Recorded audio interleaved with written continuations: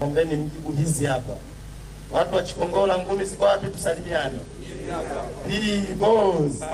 Hii boss. Ninayezungumza kwa sasa naitwa Deogratias Mahinyira. Ni mwenyekiti wa baraza la vijana wa Chadema. Vijana wajanja kabisa wa Chadema tunaitwa Bavicha. Namshukuru Mungu kufika Chikongola, kufika Mahuta ili kuzungumza na vijana wa hapa na Watanzania wa wilaya hii ya Tandahimba. Namshukuru sana Mungu na naamini na nyinyi mnaimba wimbo mmoja ambao Watanzania wengi tunauimba, wimbo wa maisha magumu, wimbo wa kuichoka CCM, wimbo wa mabadiliko kwenye taifa letu. Uongo kweli? Kweli. Sasa kuna mtu aliwahi kuniambia kwamba CCM ni kama ukoo wa panya. Mnaujua ukoo wa panya? Ukoo wa panya, baba mwizi, mama mwizi, mtoto mwizi na mjukuu mwizi. Sikuwahi kuamini, ila nilipofika hapa Chikongola nikanaulizia kwamba nyinyi wenzetu hapa vipi? Maisha yenu yanaendeleaje?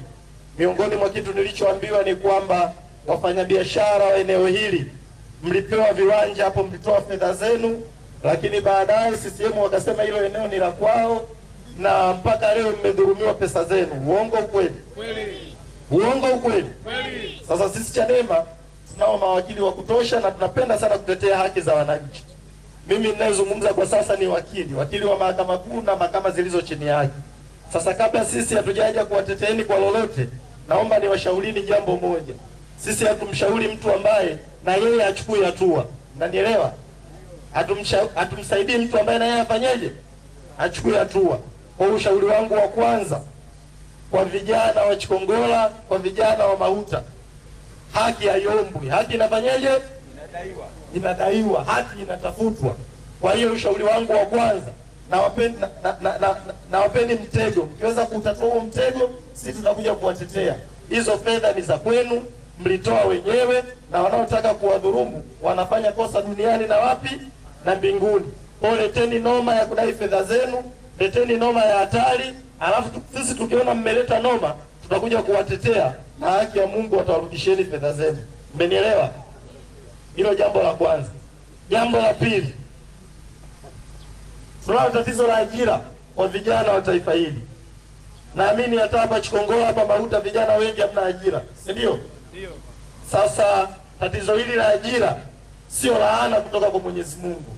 Huu ni mpango wa CCM. CCM inapenda sana muendelee kuwa maskini, kwa sababu umaskini wenu ndo mtaji wao. Sio, mnanielewa?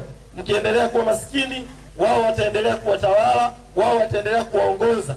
Ndio maana hawataki tume huru ya uchaguzi, ndio maana hawataki mfumo bora wa uchaguzi, kwa sababu wanaamini nyie watu wa Chikongola mkiwa mna uwezo wa kumchagua mwenyekiti wenu wa kijiji, mkiwa mna uwezo wa kumchagua diwani wenu, mkiwa mna uwezo wa kumchagua mbunge wenu, ni kwamba hamtawapigia kura. Si ni kweli? Ndio maana wao wanatumia nguvu kubwa sana kuhakikisha wanawachagulieni viongozi wenu. Na kwenye taifa hili, ndugu zangu, kila mtu mwizi. Yaani huu wizi tunaosema, juzi mkaguzi wa hesabu za serikali amesema kwamba kwenye taifa letu ziko bilioni 12 za vifaa tiba za madawa zimepotea kwa vifaa hivyo kuoza. Ni kwa sababu tu hamna viongozi ambao wana uwezo wa kwenda kupata dawa kwenye bohari za dawa, wakawaleteni nyie watu wa Chikongola ili muweze kutumia hizo dawa kwenye hospitali yenu, kwenye vituo vyenu vya afya, kwenye zahanati zenu. Kwa tunaposema CCM ni wezi, ni lazima nyie muelewe kwa kuangalia maisha yenu binafsi. Na huo wizi haujaishia tu kwa serikalini. CCM wamemfanya kila mtu mwizi, mpaka hawa maaskari siku hizi na wenyewe wamekuwa ni majambazi, ni wezi. Na wizi huo tunaushuhudia hata kwenye uchaguzi. Kwani nyinyi huku kwenu maaskari hawatembei na vibegi vya kura? Wanatembea navyo, hawatembei navyo? Huku nyie kwenu mapolisi hawashiriki kuiba kura? Sasa ili tubadilishe mambo haya, ni lazima sisi vijana tusimame kuhesabiwa. Wanasema vijana mjiajiri. Yaani huyu anayekwambia kijana ujiajiri, yeye ni mbunge. Kama kujiajiri ni kuzuri, kwa nini ulienda kugombea ubunge? Unasema vijana wajiajiri, afu unasema vijana wajiajiri, wewe ni waziri. Kwa nini wewe ni waziri? Si ungeenda kujiajiri ukaacha kuwa waziri? Vijana mnasomesha watoto wenu. Wazee wetu mnasomesha watoto wenu. Mnauza korosho.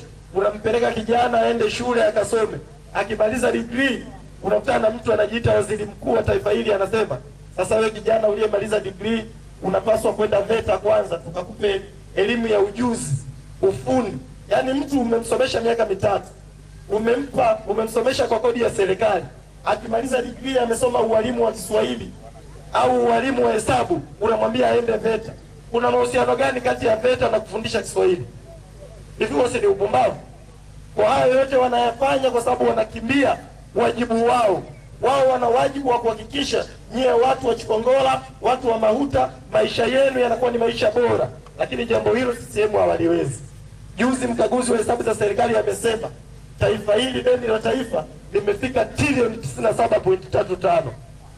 Watanzania jumla mko milioni 64. Kwa maneno mengine, kama hamna habari nyie watu wa Mahuta, watu wa Chikongola, kila mmoja wenu hapo anadaiwa milioni 1.5. Yaani nyie wote mnadaiwa kwenye taifa hili. Ndugai alisema taifa hili litakuja kuuzwa siku moja. Litakuja kuuzwa kwa sababu Rais Samia kwa miaka 4 aliyokaa madarakani amekopa trilioni 35. Rais Magufuli kwa miaka 6 aliyokaa madarakani alikopa trilioni 19. Sasa huyu mama ukimsikia kila mtu anasema mama anaupiga mwingi, mama anaupiga mwingi. Huo mwingi ni upi? Nyie watu wa Chikongola hapa mnacho kituo cha afya. Hicho kituo cha afya kina madawa. Elimu yenu hapa ikoje? Kwa hiyo ndugu zangu watu wa Chikongola, Waswahili wanasema wajinga ndio wafanyeje? Wajinga ndio. Mkiendelea kuwachagua CCM na mkiendelea kuunga mkono sheria na taratibu za uchaguzi kwenye taifa hili, maana yake mnaendelea kuunga mkono wizi, mnaendelea kuunga mkono umaskini, mnaendelea kuunga mkono kutajirisha watu wachache ambao wanavuna jasho lenu kwa manufaa yao. Sasa mimi niwafundishe salamu moja. Kutokana na hayo yote tuliyosema, ndio maana Chadema tumesema hakuna mabadiliko, hakuna uchaguzi. Hakuna mabadiliko ya sheria za uchaguzi, hakuna nini? Nimemsikia Dr. Slaa anasema huo ni ushauri wa wazee wetu. Sisi vijana msimamo wetu ni kwamba hakuna kijana atakayepaswa kulala mwaka huu.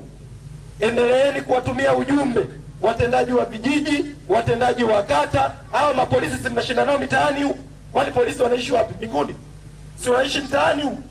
Sasa kuliko wao kushiriki kutuibia uchaguzi, anzeni kuambia mpaka watoto wa mapolisi, anzeni kuambia mpaka wake wa mapolisi kwamba mwaka huu sisi watu wa Chikongola, sisi watu wa Mahuta, kama kusipokuwepo na mabadiliko ya sheria za uchaguzi, hatutakubali mtuchagulie mwenyekiti wa kijiji, hatutakubali mtuchagulie diwani.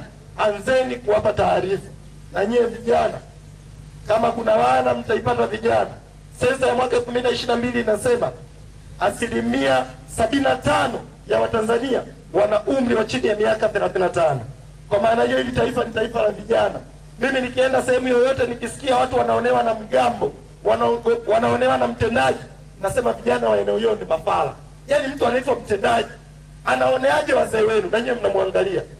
Hivi hao watendaji watembei usiku? Kuna muda muwakamate, muwafinye, mwambie hichi mnachokifanya ni upumbavu.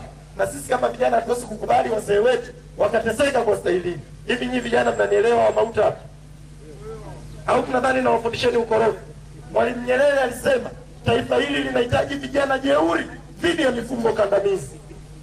Sehemu yoyote, kwenye jamii yoyote kukiwa kuna uonevu, ni lazima kijana uwe jeuri. Msipokuwa jeuri mtaendelea kunyanyaswa, mtaendelea kuwa watumwa ndani ya taifa lenu.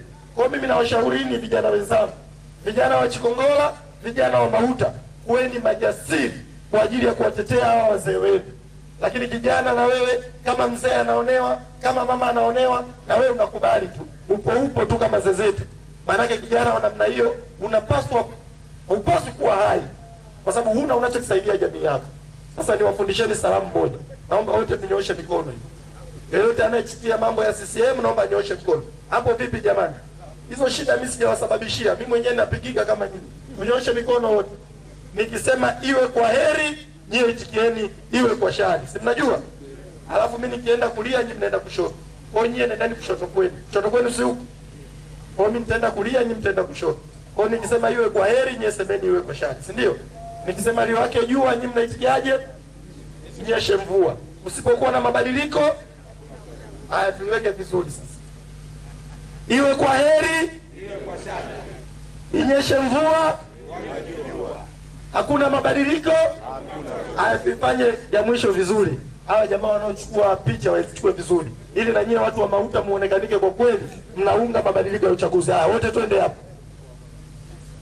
Iwe kwa heri, inyeshe mvua, hakuna mabadiliko. Nawashukuruni sana kwa kunisikiliza. Mungu